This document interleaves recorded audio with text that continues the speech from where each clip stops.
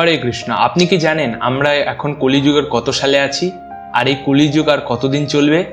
শাস্ত্র অনুসারে মহাভারতের কুরুক্ষেত্রের যুদ্ধের কিছুদিন পর থেকেই কলিযুগের সূচনা হয়। বিশেষ করে মহারাজ পরীক্ষিতের রাজত্বকালের মধ্যেই কলিযুগ পৃথিবীতে প্রবেশ করে। বৈদিক শাস্ত্র অনুযায়ী কলিযুগের মোট আয়ু হলো 4,32,000 বছর।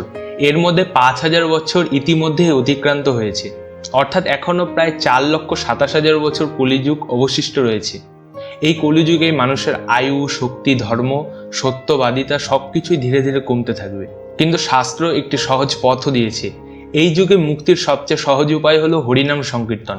শ্রী চৈতন্য মহাপ্রভু বলেছেন, হরে কৃষ্ণা কৃষ্ণ কৃষ্ণ হরে হরে, হরে রামা রাম রাম হরে হরে। এই মহামন্ত্র জপ করলেই কলিযুগের দুঃখ থেকে মুক্তি পাওয়া সম্ভব। হরে কৃষ্ণা।